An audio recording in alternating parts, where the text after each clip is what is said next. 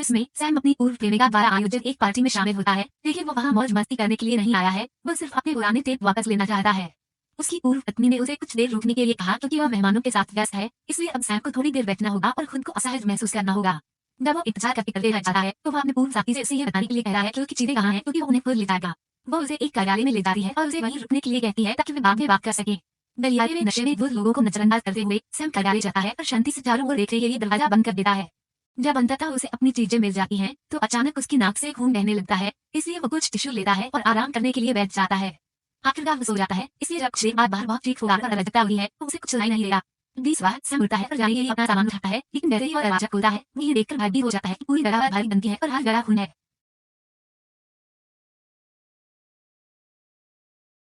खुद को बचाने के लिए एक यादृच्छिक वस्तु को पकड़ने के बाद सैम अपार्टमेंट के बाहर जांच करता है और उसे पता चलता है कि उसके पूर्व साथी सहित पार्टी के सभी लोग लाश में बदल गए हैं।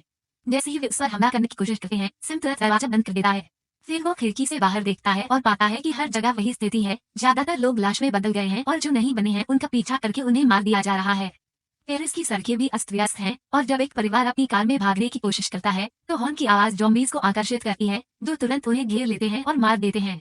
इसके बाद सैम मेहमानों द्वारा छोड़ी गई जगह और बैग की जांच करता है और उनकी सेफ फोन ढूंढता है, इसलिए वो मदद के लिए उनकी सभी कॉल सुनता है, यहाँ तक कि उनके द्वारा अपने प्रियजनों को दिए गए अन्य शब्द भी सुनता है।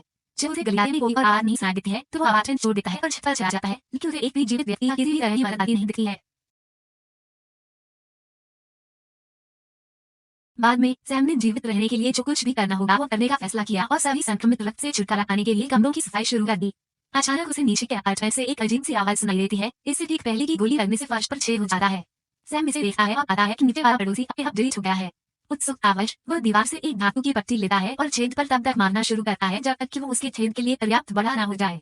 बूढ़े आदमी को कंबल से ढकने के बाद वो दूसरे शरीर की जांच करता है और उसे पता चलता है कि पहली आवाज जो उसने सुनी थी वो आदमी अपनी पत्नी को गोली मार रहा था क्योंकि वो संक्रमित थी और फिर वो इसके साथ नहीं रह सकता था। फिर सैम भोजन के लिए रसोई में छापा मारता है, उस आदमी का हथियार पकड़ लेता है और जितनी भी गोलियां उसे मिल सकती है ले लेता है। ये सुनिश्चित करने के बाद कि गलियारा लाशों से मुक्त है, वह बाहर आता है और नीचे चला जाता है। रास्ते में उसे जो भी दरवाजा दिखता है उसे बंद कर देता है। जब वह सामने के प्रवेश द्वार पर पहुंचता है तो उसे बाहर लाशें दिखाई देती हैं, इसलिए वो उसके पास पहुंचने से ठीक पहले दरवाजा बंद करने के लिए दौड़ता है। अब जब इमारत सुरक्षित हो गई है, सैम केयरटेकर के कमरे में जाता है और खिड़की के माध्यम से पहुंचने वाले ज़ोंबी को नजरअंदाज करते हुए सभी अपार्टमेंटों की चाबियां ले लेता है। उसे चूना की एक कैन भी मिलती है जिसे वो तुरंत खा लेता है। फिर वो अपार्टमेंट नंबर के अनुसार चाबियां व्यवस्थित करने से पहले वहां मिलने वाली सभी आपूर्ति और उपयोगी वस्तुओं को ले लेता है ताकि वो प्रत्येक कमरे की जांच करने के लिए उनका उपयोग कर सके। वह जिस पहले अपार्टमेंट में प्रवेश करता है वहाँ एक ज़ॉम्बीफाइड परिवार है और उस पर और सैम पर हमला होता है, लेकिन कुछ संघर्ष के बाद वह ज़ॉम्बी को घातक दिन में सवार हो जाता है। फिर वह बाहर भागता है और भविष्य में दोबारा प्रवेश करने से बचने के लिए दरवाजा बंद करके उस पर एक एक्स बना देता है। फिर सैम अन्य सभी अपार्टमेंटों की जांच करना जारी रखता है जो सौभाग्य से खाली हैं। वो जितना भी भोजन पा सकता है उसे इकट्ठा करता है, लेकिन कभी कभी वो पेंटबॉल बंदूक जैसी अन्य चीजें भी ले लेता है। चूंकि सैम एक संगीतकार है, वो एक MP3 प्लेयर, कुछ पुराने कैसेट और यहाँ तक कि ड्रम का एक सेट पाकर भी खुश है। एक बार जब वो सभी अपार्टमेंटों का काम पूरा कर लेता है और उसके चेहरे की सुरक्षा के लिए एक मुखौटा होता है। सैम बंद हो रहा है, लेकिन लिफ्ट के अचानक गिरने से चौंक जाता है, जिससे पता चलता है कि अंदर एक ज़ोंबी है। चूंकि यह हिंसक व्यवहार नहीं कर रहा है, सैम उसे मारता नहीं है, बल्कि उसे भागने से रोकने के लिए लोहे की बाड़ को बेल्ट से बांध देता है। बाद में शाम को सैम ने अपने पुराने टेप सुनते हुए खाना खाया, जिससे बहुत सारी अच्छी यादें ताज़ा हो गईं। अगले दिन सैम अपने द्वारा एकत्र किए गए सभी भोजन को व्यवस्थित करने, उसे ठीक से राशन देने और एक नोटबुक में रिकॉर्ड रखने से पहले कुछ देर के लिए बाहर लाशों को देखता है।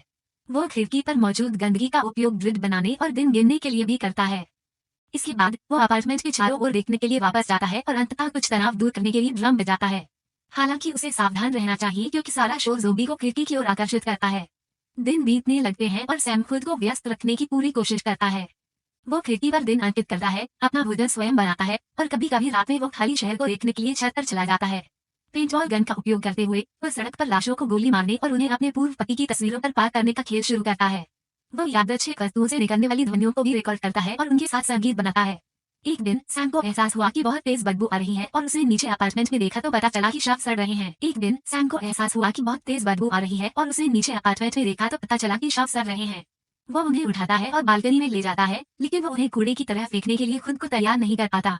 इसके बजाय वो उन्हें स्लीपिंग बैग के अंदर रखता है और उनके कुछ महत्वपूर्ण सामानों के साथ उनके बिस्तर पर छोड़ देता है।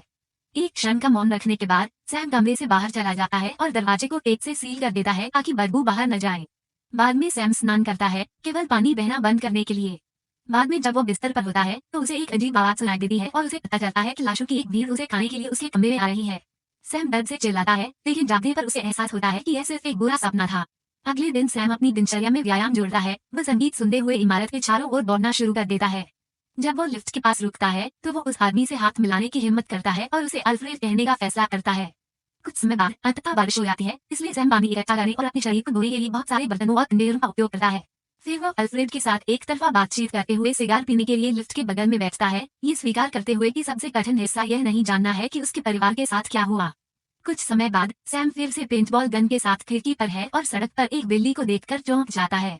वो तुरंत नीचे भागता है और दरवाजा खोलता है। ट्यूना कैन खोलने से पहले ये सुनिश्चित करता है कि आसपास कोई लाश तो नहीं है और उसे बिल्ली को दे देता है, जो एक कार के नीचे छिपी हुई है। बिल्ली झिझक रही है लेकिन भोजन को सूंघ सकती है, इसलिए वह धीरे धीरे सैम की ओर बढ़ना शुरू कर देती है। हालांकि अचानक शोर से बिल्ली डर जाती है। चिंतित होकर सैम ने दरवाजा खुला छोड़ने के लिए अपना हथियार नीचे रख लिया और बिल्ली को ढूंढने की कोशिश करते हुए इधर उधर छिपना शुरू कर दिया। वो कारों के पीछे छिपा रहता है, लेकिन फिर भी एक ज़ोंबी उसे देखता है और उसके पीछे आता है। सैम तुरंत वाहन के अंदर जाता है और खिड़की से ज़ोंबी को लात मारता है। तभी उसे पता चलता है कि दूसरा ज़ोंबी भी आ रहा है।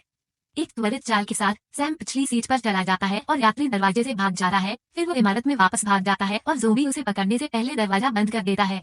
एक बार जब वो अपार्टमेंट में वापस आया, सैम खिड़की से बाहर देखता है और देखता है कि बिल्ली लाश के बगल में आराम कर रही है, तो वो उसे गोली मार देता है।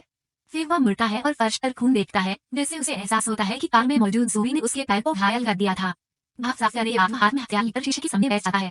परिवर्तन में कोई संकेत नहीं है, लेकिन वो आश्वस्त नहीं हो सकता कि वो संक्रमित नहीं है। इसकी यदि वो बता रही है तो हथियार को स्वयं हटाने के लिए सही सीढ़ी मिलता है। सैम थोड़ी देर के लिए वहीं बैठता है और अंततः सो जाता है, जिससे हथियार फिसल जाता है और गोली चल जाती है। शुक्र है कि यह सैम को नहीं लगा, जिसने जागकर देखा कि वह बिल्कुल भी नहीं बदला है और खुशी से हंसा। कुछ समय बाद जब सैम पौधों की देखभाल कर रहा था, उसे एक अजीब आवाज सुनाई देती है और वह कुछ शब्द चिल्लाता है, लेकिन कोई जवाब नहीं देता। वो खिड़की से देखता है और सड़क के पार की इमारत में एक व्यक्ति को देखता है, लेकिन वो यह नहीं बता सकता कि यह एक ज़ोंबी है या नहीं। वो बेहतर ढंग से देखने के लिए छत पर जाता है, लेकिन वहाँ जीवन के कोई निशान नहीं दिखते। अब ठंड होने लगी है, इसलिए जब वो अपार्टमेंट में लौटता है, सैम एक तकिया बनाता है और गर्म स्नान के लिए कुछ पानी गर्म करने के लिए आग जलाता है। जब वो आराम करने की कोशिश कर रहा होता है, तो उसे फिर से आवाजें सुनाई देती हैं, लेकिन वे जल्दी ही गायब हो जाती हैं। बाद में सैम को अपने बचे हुए भोजन की मात्रा के बारे में चिंता होने लगती है, इसलिए वो एक बैग लेता है और आपूर्ति की तलाश में बाहर चला जाता है। हालांकि यह केवल उसकी कल्पना ही साबित होती है, क्योंकि अंत में वह जाने की हिम्मत नहीं करता है। अविश्वसनीय रूप से अकेलापन महसूस करते हुए सैम ने शराब पीना शुरू कर दिया और एक दोपहर वो चिल्लाने लगा। अल्फ्रेड, यह उल्लेख करते हुए कि कैसे उन्होंने कई दिनों से कोई लाश नहीं देखी है और वे दोनों अब अकेले हैं। उसने गलती से अल्फ्रेड पर कुछ पेय गिरा दिया, जो दरवाजा हिलाना शुरू कर देता है और सैम के गुस्से को चिल्लाने में बदल देता है। अपनी वर्तमान स्थिति से क्रोधित होकर वह बोतल को दीवार पर फेंक देता है और वापस अपार्टमेंट की ओर भाग जाता है। वो अकेला न रहने के लिए इतना बेताब है कि सैम फिर से ड्रम बजाना शुरू कर देता है और शोर लाशों को वापस लाता है, जो चिल्लाते हुए सैम तक पहुंचने की कोशिश में खिड़की के बाहर इकट्ठा होते हैं। बाद में सैम अल्फ्रेड से अपनी कही गई सभी बातों के लिए माफी मांगता है। कुछ समय बाद सैम अपने पुराने टिपों को फिर से सुनते हुए अपने बचे हुए थोड़े से भोजन की व्यवस्था कर रहा है और अपने परिवार की आवाजें सुनकर वो इतना परेशान हो जाता है कि वो चीजों को मेज से नीचे धकेल देता है। शाम के समय सैम एक शोर से जाग जाता है और इस बार वो उस दरवाजे पर गोली चलाने से नहीं हिचकिचाता। हालांकि जब वो परिणामी छेद से देखता है तो ये जानकर निराश हो जाता है कि उसने एक ज़ोंबी को नहीं बल्कि एक नियमित महिला को गोली मारी है। सैम उसे उठाता है और बिस्तर पर ले जाता है, जहां वह तुरंत उसके घावों की देखभाल करता है और गोली निकालता है और उससे अपने साथ रहने की भीख मांगता है। जब वो कमरे से बाहर निकला तो उसने देखा कि महिला का बैग भी वही है, जिसमें कुछ रस्सी और एक हुक है। अगली सुबह सैम शोक मना रहा था जब उसे अचानक एक शोर सुनाई देता है और उसे पता चलता है कि महिला बच गई है। वो उसे कबूतर का सूप पिला रहा है और उसके बारे में और अधिक जानता है। उसका नाम सारा है और वो अपने हुक का उपयोग करके एक इमारत से दूसरी इमारत पर कूदकर जीवित रह रही है, लेकिन उनमें से अधिकतर पागल हो गए हैं। लाशें ऊंचाई के मामले में अच्छी नहीं है, लेकिन फिर भी वो एक स्थान पर एक सप्ताह से अधिक नहीं रुकती थी। सैम उसे बता रहा है कि इस इमारत में ये सुरक्षित है, लेकिन सारा अभी भी सावधान है, ये समझाते हुए कि कल रात के शॉट ने लाशों का ध्यान आकर्षित किया और अंततः वे दरवाजा तोड़ देंगे क्योंकि उनके पास करने के लिए कुछ भी बेहतर नहीं है। कुछ समय बाद सैम इमारत के माध्यम से अपनी दैनिक सैर कर रहा है और सारा उसके साथ आती है।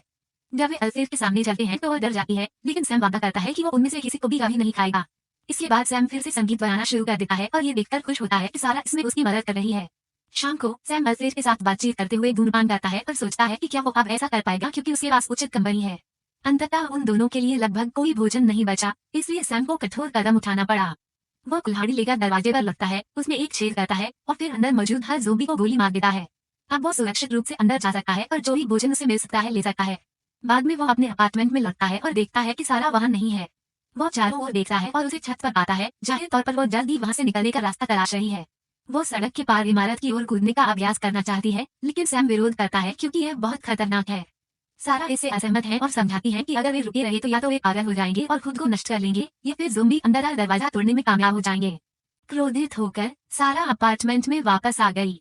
सैम उसका पीछा करता है लेकिन जब वो जवाब नहीं देती है तो उसका दिमाग ये समझने लगता है कि वास्तव में क्या हुआ था। सारा कभी नहीं जागी जबकि सैम ने उसके घावों की देखभाल की और उसकी उपस्थिति मतभ्रम में रही। अब जब सैम कमरे में प्रवेश करता है तो वह बिस्तर पर उसका मृत शरीर पता है और रोते हुए उसका हाथ पकड़ लेता है। फिर वो उसे उचित अलविदा कहने के लिए एक चादर और मोमबत्तियों से ढक देता है। वो उसके बैग की फिर से जांच करता है और उसे एक डिजिटल कैमरा मिलता है, इसलिए वह तस्वीरें देखता है। सबसे पहले सभी तस्वीरें सारा और उसके परिवार की हैं, लेकिन फिर उसे छत पर अपनी एक तस्वीर मिलती है जिससे पुष्टि होती है कि सारा दूसरी इमारत में मौजूद थी। इस तथ्य को स्वीकार करते हुए कि वह पागल हो रहा है, सैम ने फैसला किया कि अब जाने का समय आ गया है। वो अपने सभी पुरानी टेपों में आग जलाकर शुरुआत करता है, फिर वो सारा का बैग पकड़ लेता है और भागने के लिए छत पर चला जाता है। हालांकि वो अल्फ्रेड को याद करता है और उसे मुक्त करने का फैसला करता है। अल्फ्रेड हमला नहीं करता है, बल्कि वो उसका पीछा करता है और सैम उसे एक अपार्टमेंट में भेज देता है।